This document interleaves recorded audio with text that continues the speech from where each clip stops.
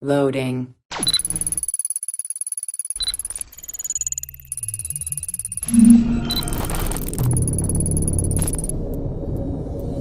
Welcome to Access the Animus. Hello everyone and welcome to a new video here on Access the Animus. Ubisoft has just released the notes for a new patch for Assassin's Creed Valhalla called Title Update 1.2.0, which will release tomorrow, and it will be a huge one. In fact, at last, and after so many fans asking for it, it will bring the change appearance / Transmog feature to the game, along with some conditions that might not appeal to everyone. Then it will add support for the Ostara Festival, whose release date and actual duration have been also announced, and lastly, among its main elements, it will also add 3 new passive skills and the so-called close camera option. The patch will also add several game improvements and fixes, ranging from adding more cats to the game, which of course is at the top of the list, the fix of the issue that downgraded the Ubisoft Connect Rewards, and especially a fix for the issue that prevented the Guaranteed Assassination from working after obtaining the shoulder bash ability in the River Raids mode. If you enjoyed the video, please consider liking it, subscribing to our channel and turning the notifications on so you don't miss any of our future updates. And with that out of the way, let's dive into all the announced changes for patch 1.2.0 for Assassin's Creed Valhalla.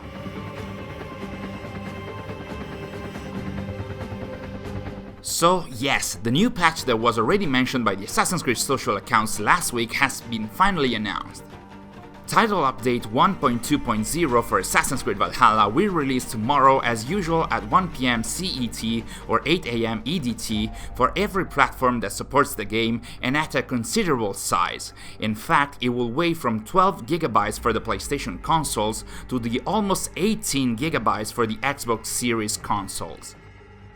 The patch will have this size because of the huge amount of content it will bring, some of which will be available directly tomorrow, while some other, namely the Osara Festival, will be available in the coming days. Possibly the most awaited feature by fans, among the ones contained in the patch, is the change appearance / Transmog one. For those of you who might not know, the Transmog feature will allow you to change the looks of your gear and weapons within the same category of items to the appearance of the other items of the same category that you have already obtained in the game. So, for example, you will be able to change the look of an axe to any other axe you have obtained in the game, and not to the ones you still have to find, of course. And the same will happen to the equipment. So for example, you will be able to change the visuals of your torso armor to all the other torsos you have found in the game, but not, say, to the visuals of the bracers or the helmets you have already found. The way it will work is that players will be able to change the appearance of their items only at Gunnar's Blacksmith in Ravensthorpe, your settlement, and in order to do this, you will have to pay 50 silver, and from the looks of it, every time you'll want to change your appearance, you will have to pay the 50 silver transaction. While the feature in itself is very welcome for sure, as it allows players to keep the items with the stats and perks they prefer, while also putting their favorite visuals on top of them, for those who played Odyssey in the past years and enjoyed the feature during its post-launch period, it might feel like somewhat of a step backwards. In fact, as far as we remember, the Transmog feature, which was called Visual Customization System back then, allowed for the same mechanic in Odyssey, but players could do it in any location of the game, anytime they wanted, and of course for free. To us, it does feel like the devs were somewhat forced to do this because of how the game is built, as even the remaining elements of the gear customization, like the enhancements, already have to go only through the blacksmith in the settlement.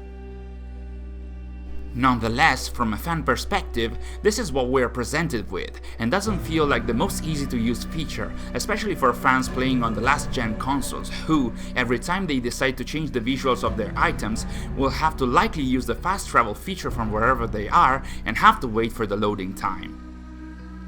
As mentioned earlier, the new patch will add support for the new and upcoming Osara Festival, which we already discussed in our previous videos and about which we now have some new information. For starters, we now know that it will be available from March 18 to April 8, so you can look forward to test the new festival this Thursday, and as it happened for the Yule Festival, it will probably take place in this area of the settlement. And again, as it happened in the past, after downloading the patch, we might see some changes to the settlement in preparation for the Ostara Festival. In terms of new content, we already knew that the Ostara season, which is not just a festival, will bring a new game mode, new gear and cosmetics, and, well, the festival itself. With the patch notes, though, we now know that the festival will change the appearance of Ravensthorpe to a quote-unquote bloomy one, representing the Ostara/Easter season, and that it will feature some unique side activities, one of which will be an egg hunt, so you might get ready to use your eagle vision in preparation for the event. The notes feature the reference to some special rewards connected to the festival, which will possibly come in the guise of a new gear set that might be obtained with a currency tied to the Ostara Festival if the festival itself were to follow the same pattern of the Yule one.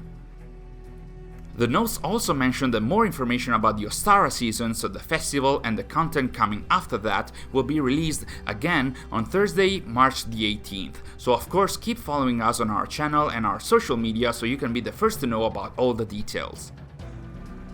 The announced days for the Osara Festival are also a proof, if we needed more, that the Wrath of the Druids DLC will very likely not be released in March and possibly even in early April.